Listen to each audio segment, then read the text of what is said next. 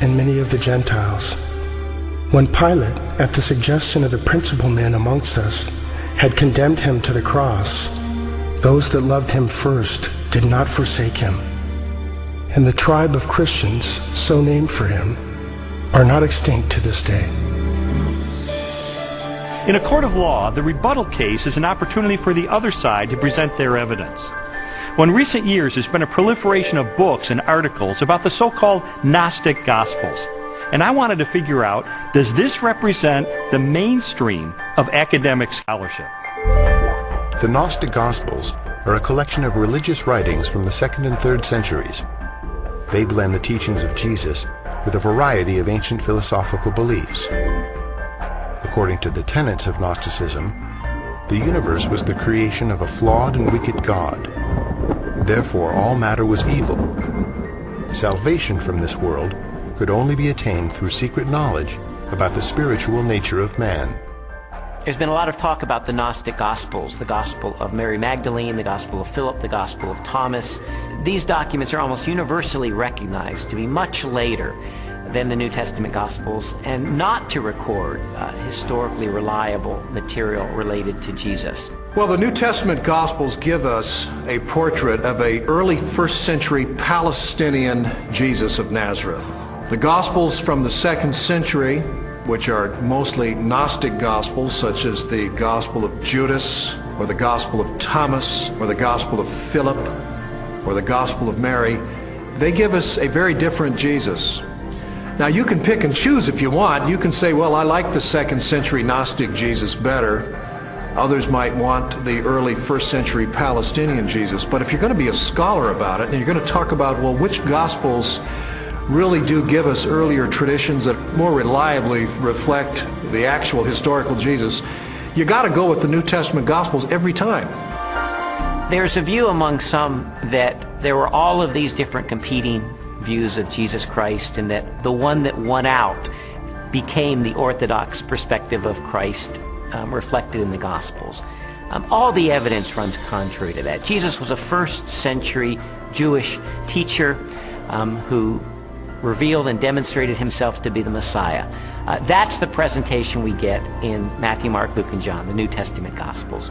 These later Gospels, these Gnostic Gospels, present a very different Jesus, almost a Greek philosopher, an esoteric Gnostic Jesus. It's clearly not the authentic historical Jesus. What I've come to discover is that the Gospels in the New Testament, Matthew, Mark, Luke, and John, are our best sources for Jesus. And I've also found that they are reliable, and that from these sources we can form a picture that I believe is very accurate, that tells us about Jesus, what he taught, how he was perceived by his contemporaries, and what his life was really all about.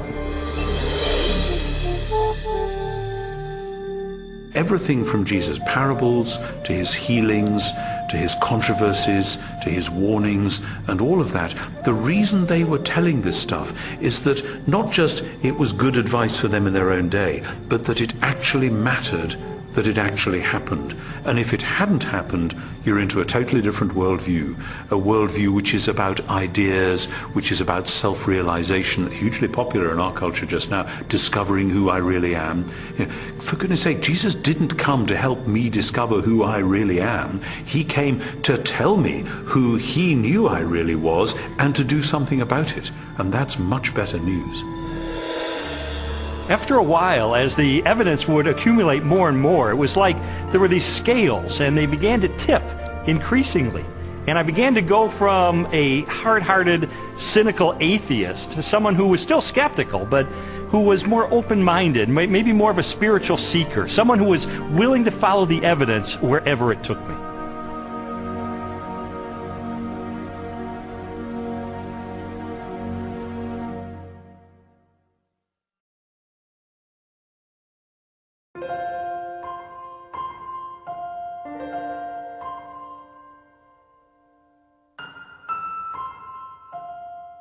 This whole time I was on this investigative journey, Leslie and her friends behind the scenes were praying because they knew that I was checking into the evidence. I was looking into these issues for myself, and they just wanted me to be open-minded about the evidence that I found. I was feeling like my whole world was opening up into something new and way more exciting and fulfilling than what we had been on. And it was that frustration of trying to help him to recognize that that was the case. Well, Leslie tried several things during this period to try to spur me on in my investigation. It didn't help very much. For instance, she would leave Bible tracts around the house, or she would take a Christian book and highlight certain passages and leave it open on a coffee table, things like that. And it really didn't help. And I told her it was not helping, and she understood that. But I think sort of the whole time she was holding her breath, because this was not a very smooth investigation. He would take 2 steps forward, 3 steps back. Sometimes it looked like he was really getting it, and other times he would just turn into an angry, frustrated person again. And so it was a very frustrating time for both of us. I believe Jesus was a real person. I believe he did live. I guess there are some exaggerations in the Bible, I'd have to say. I don't believe we'll ever know if Jesus was really what everyone thinks he is. I think it's a lot of folklore. I think it's a lot of historical misrepresentations. I think it's a lot of wishful thinking. But I don't think we know, and I don't think we'll ever know, and I don't think there's any way to prove what has been claimed about Jesus for all these years. The biographies of Jesus in the New Testament gave me a lot of information about him. But Christians were saying that he is the Son of God. That's a huge step to take to believe that. And so I sought out more scholars so I could pose to them this question: who was Jesus?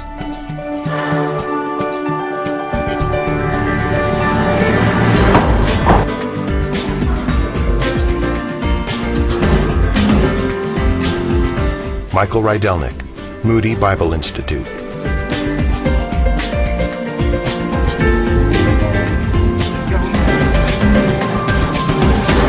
Ben Witherington, Asbury Seminary.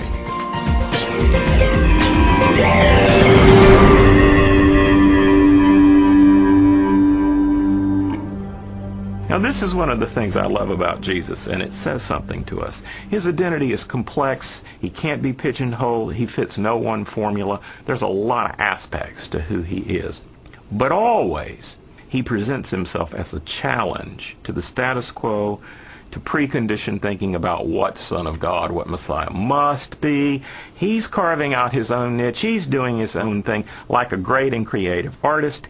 He is not simply replicating anything from the past. He is taking bits and pieces of prophecies and ideas and wisdom literature and law and you name it, and he's made a whole new gumbo. And he's serving it up, and people don't know what to think. He goes in a synagogue and says some of this stuff, and they go, wow, a new teaching, and with authority. Shazam! Amazingly, people say, no one teaches like him because he spoke with his own authority. Our sages, our rabbis, always thought that you have to teach in the name of someone else. Rabbi so-and-so says in the name of Rabbi so-and-so.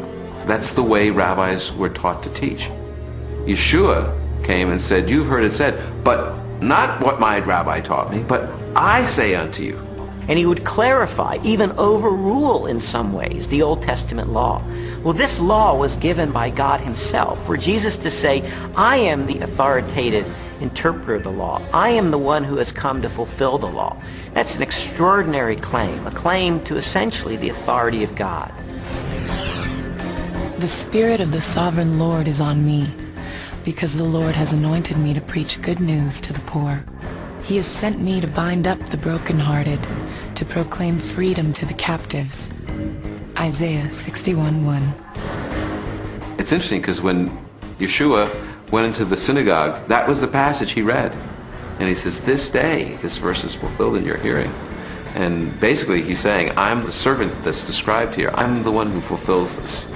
Philip comes to Jesus and asks him to show us the Father, and Jesus says, the one who has seen me has seen the Father. Jesus clearly presents himself as the self-revelation of God. Those who meet Jesus are, in fact, meeting God. When Jesus is brought before Caiaphas, the high priest, and some of the Sanhedrin members that have gathered the evening that Jesus is arrested, they're trying to find incriminating evidence, they're trying to find incriminating testimony, and they're not doing real well. And finally, the high priest asked Jesus directly, tell us plainly, are you the Messiah, the Son of God?